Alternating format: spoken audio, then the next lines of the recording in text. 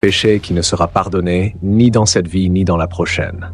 La Bible nous enseigne que tous nos péchés peuvent être pardonnés lorsque nous nous repentons et nous rapprochons de Jésus.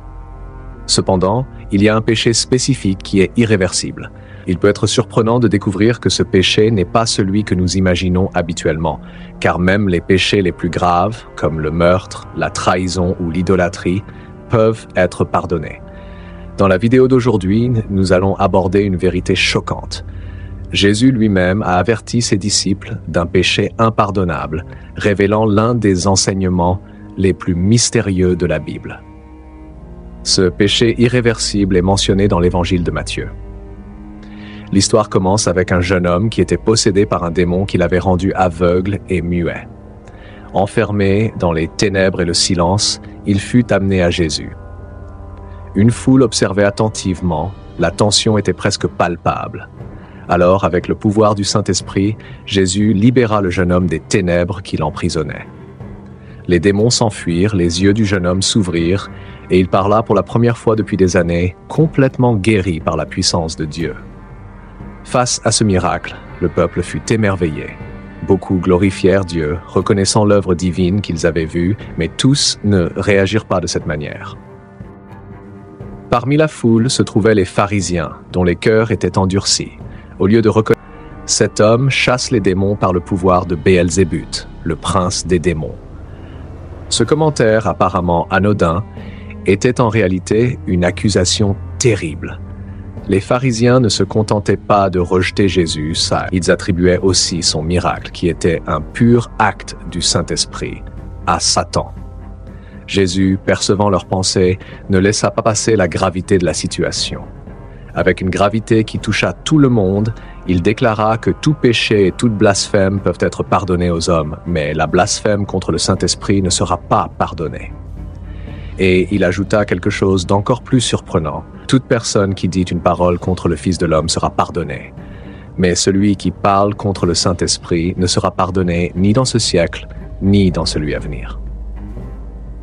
Jésus a souligné la gravité de ces paroles en établissant une distinction claire. Toute parole contre le Fils de l'homme peut être pardonnée, mais parler contre le Saint-Esprit. Mais en rejetant délibérément son œuvre, en niant ce qui vient clairement de Dieu, nous nous fermons à la seule espérance de rédemption. Cela nous conduit à une réflexion profonde. Combien de fois dans nos vies avons-nous été proches de résister au Saint-Esprit? Peut-être dans de petites décisions de doute ou dans la critique de ce que nous ne comprenons pas. Chacun de ces moments est une opportunité pour nous ouvrir ou nous fermer à l'œuvre de Dieu en nous. Jésus n'a pas donné cet avertissement pour instiller une peur irrationnelle, mais pour nous montrer combien il est sacré et vital de maintenir nos cœurs sensibles à la voix de l'Esprit, car une fois que cette porte se ferme, il n'y a plus de retour.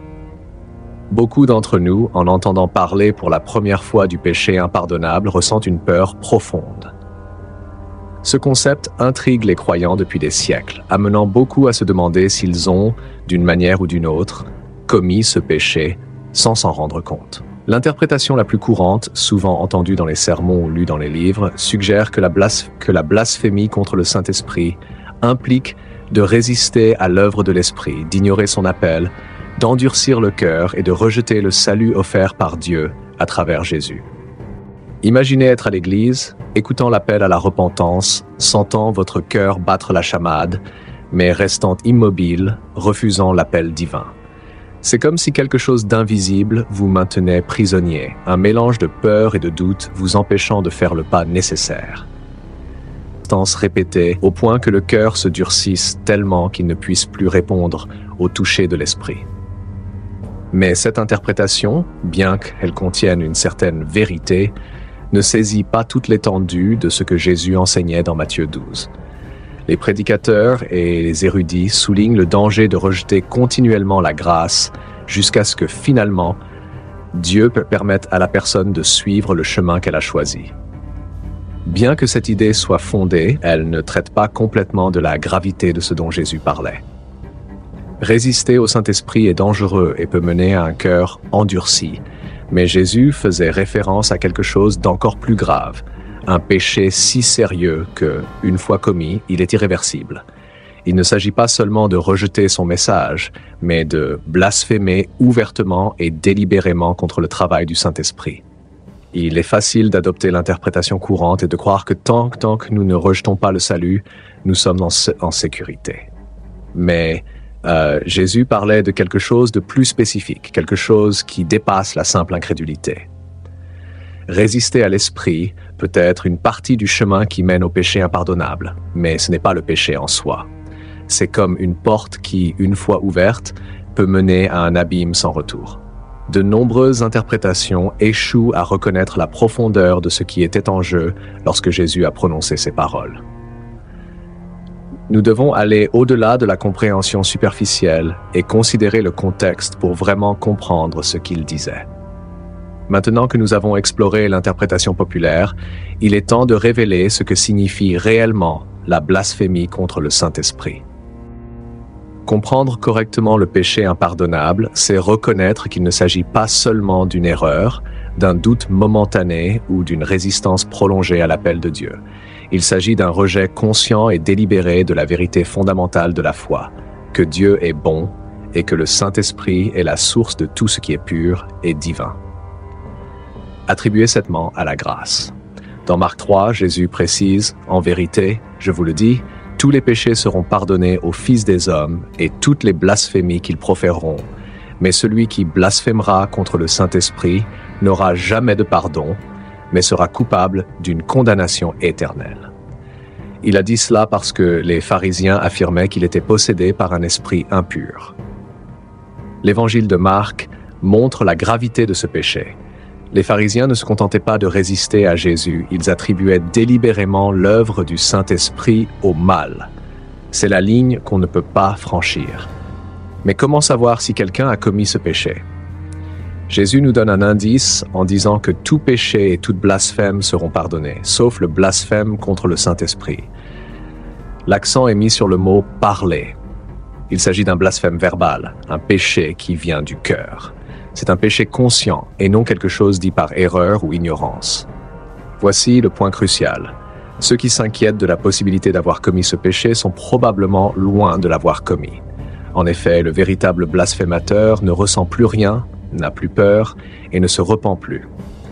Le poids de ce péché réside dans sa nature irréversible. C'est comme un point de non-retour spirituel, où le cœur est devenu si dur qu'une personne ne recherche ni ne désire le pardon.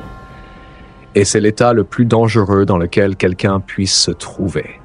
Ce n'est pas que Dieu ne puisse pas pardonner, mais que la personne s'est placée hors de portée du pardon. Ce péché est rare, mais pas impossible à commettre. Et c'est là que nous devons être prudents, car la ligne entre l'incrédulité et la blasphémie peut être plus fine que ce que nous imaginons. Maintenant que nous comprenons mieux ce que signifie réellement blasphémer contre le Saint-Esprit, explorons plus en profondeur ce concept. Qu'implique la commission de ce péché si redouté, si irréversible? Préparez-vous, car ce que nous allons découvrir pourrait nous conduire à une compréhension plus profonde, où la vérité et le mystère de la condition humaine se rejoignent.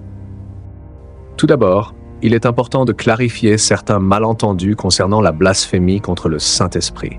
Il ne s'agit pas d'avoir des pensées négatives sur Dieu, de remettre en question sa bonté dans des moments de désespoir ou de se plaindre des difficultés. Jésus ne parlait pas des erreurs impulsives qui surgissent de la douleur ou de la confusion. Ce dont nous parlons ici est quelque chose de bien plus sérieux et délibéré, quelque chose qui dépasse une simple cyniquement comme une fraude, tout en sachant qu'elle est authentique. Imaginez quelqu'un qui, après avoir été témoin d'un miracle évident, décide délibérément de dire que c'est l'œuvre du mal, non par ignorance, mais avec pleine conscience de ce qu'il fait. C'est là le noyau de la blasphémie contre le Saint-Esprit. Ce n'est pas un péché commis par accident, c'est un acte prémédité, rempli de malice, qui vient d'un cœur endurci, un cœur qui a choisi de se fermer à la vérité de Dieu. Ce péché est rare, et sa gravité réside dans le fait qu'il constitue un rejet conscient de l'œuvre du Saint-Esprit. C'est comme si une personne regardait directement Dieu et, en pleine conscience, rejetait sa grâce. Ce n'est pas un acte isolé, ce n'est pas une explosion momentanée. C'est une attitude persistante, un rejet continu qui, avec le temps, transforme le cœur en pierre, insensible à la grâce. Jésus a été catégorique en affirmant que ce péché ne sera pas pardonné, ni dans cette vie, ni dans la suivante. Mais pourquoi? Parce qu'il rompt le lien essentiel entre l'homme et Dieu, la capacité de se repentir. Blasphémer contre le Saint-Esprit est plus qu'un simple péché. C'est une affront directe à la vérité divine. C'est dire non à Dieu d'une manière si définitive qu'après cela, il ne reste que le silence. C'est franchir une limite au-delà de laquelle il n'y a pas de retour. Pensez-y. Le péché impardonnable n'est pas une simple erreur. C'est le point culminant d'un processus de durcissement du cœur. La personne qui le commet le fait après avoir résisté à plusieurs reprises à la voix du Saint-Esprit jusqu'au point où elle ne peut plus l'entendre. C'est comme une plaie qui refuse de cicatriser jusqu'à se transformer en quelque chose d'irréversible. À la fin, l'infection se propage tellement que la seule solution est l'amputation. Mais c'est ici que l'histoire prend un tournant inattendu. N'est pas encore complètement endurci. Le véritable danger réside chez ceux qui ne ressentent plus de remords, chez ceux qui ne se soucient plus de rien, chez ceux qui ont complètement étouffé la voix de la conscience et risquent de dépasser le point de non-retour. Ainsi, la question n'est pas seulement de savoir si vous avez déjà commis ce péché, mais si vous vous dirigez vers ce gouffre. Si vous ressentez encore la conviction du Saint-Esprit dans votre vie, si vous vous souciez encore de votre relation avec Dieu, c'est un signe que sa grâce est toujours active en vous.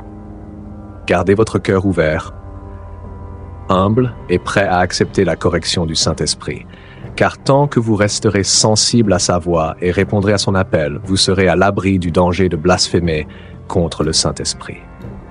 Maintenant que nous avons exploré en profondeur ce que signifie blasphémer contre le Saint-Esprit, certaines questions surgissent inévitablement et sont probablement déjà dans votre esprit. Ce sont des questions cruciales car elles touchent au cœur de nos croyances et de nos peurs les plus profondes. Examinons-les une à une, car les réponses pourraient transformer votre perspective de manière inattendue. La première question est: pourquoi est-il possible de pardonner à celui qui parle contre Jésus, mais pas contre le Saint-Esprit? C'est une de ces questions qui semblent contradictoires. Après tout, Jésus est le Fils de Dieu, le Sauveur du monde. Est-il qu'une offense contre lui soit pardonnable, mais une offense contre le Saint-Esprit ne le soit pas? La réponse est plus profonde qu'il n'y paraît à première vue. Jésus savait que beaucoup le rejetteraient dans sa humanité, le voyant seulement comme un homme parmi d'autres, peut-être un prophète. Et c'est pourquoi ce type de rejet, bien que grave, est compréhensible et donc pardonnable. Mais dans le cas du Saint-Esprit, la situation est différente. L'Esprit est celui qui nous convainc du péché, qui révèle la vérité sur Jésus. Rejeter le Saint-Esprit, c'est rejeter la seule force qui peut nous mener au repentir et au salut. C'est comme éteindre la dernière lumière dans une nuit sombre. Une fois la lumière éteinte, il n'y a pas de retour en arrière. La deuxième question est également délicate. Comment devons-nous traiter les faux miracles que nous voyons aujourd'hui?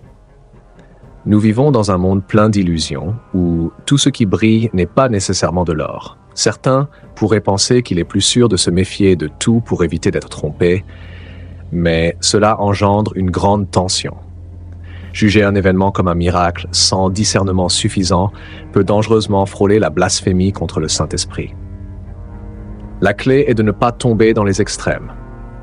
Oui, il y a de faux prophètes et des tromperies, mais nous devons également faire très attention à ne pas attribuer à l'ennemi ce qui est l'œuvre de Dieu. Mais nous ne devons pas non plus rejeter tout par peur de nous tromper. L'équilibre est vital. La question est: avez-vous le courage de demander au Saint-Esprit de vous guider, même lorsque sa réponse défie vos croyances? Maintenant vient la troisième question, la plus personnelle de toutes. Comment savoir si j'ai commis le péché impardonnable? C'est un moment de grande attention. Est-il possible que vous ayez commis ce péché sans vous en rendre compte? La réponse peut être surprenante et libératrice. Si vous êtes inquiet ou angoissé à l'idée d'avoir blasphémé contre le Saint-Esprit, cette préoccupation est un signe clair que vous n'avez pas commis ce péché. Comme nous l'avons vu, le véritable danger réside chez ceux qui ne ressentent plus, qui ont fermé leur conscience au point de ne plus se repentir. Si vous ressentez encore le poids de vos péchés, si vous cherchez encore Dieu, sa grâce est encore à l'œuvre dans votre vie. Le péché impardonnable n'est pas quelque chose que l'on commet par accident. Ce n'est pas un piège dans lequel vous tombez sans savoir. Un rejet délibéré et persistant de l'œuvre de Dieu dans votre vie. Et si vous écoutez cela aujourd'hui, si cela vous préoccupe, c'est parce que le Saint-Esprit frappe encore à votre porte, vous appelle encore, vous offre encore l'opportunité de vous repentir et d'être pardonné. En abordant ces questions, nous ne trouvons pas seulement des réponses, mais aussi du réconfort. Car le Dieu que nous servons est un Dieu de grâce, dont le désir est de sauver et non de condamner. Tant que vous ressentez ce désir dans votre cœur, tant qu'il y a une étincelle de repentir, il y a de l'espoir, car où il y a repentir, il y a pardon. Et où il y a pardon, il y a la vie éternelle. Peut-être vous sentez-vous cependant que vous avez déjà commis un péché grave, et vous vous demandez que faire maintenant. Si vous avez péché et vous sentez misérable, comme si vous aviez trahi ce qu'il y a de plus sacré en vous, avec le poids de la culpabilité écrasant votre cœur et les doutes vous tenant éveillé la nuit, que faire?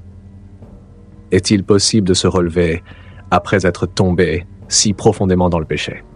La vérité est que tout chrétien, aussi fort soit-il, ou aussi profond soit son amour pour Dieu, tant qu'il vit dans ce corps mortel, fera face à des batailles constantes. La Bible dit clairement « Car je ne fais pas le bien que je veux, mais le mal que je ne veux pas, je le fais continuellement. » Même si vous avez décidé de suivre le Christ, les chutes continueront à faire partie de votre cheminement. Il est facile de penser que vous êtes assez fort pour résister, mais la vérité est que si vous vous éloignez, même un peu, de la présence de Dieu, le danger est réel. Satan, le tentateur, ne se repose pas.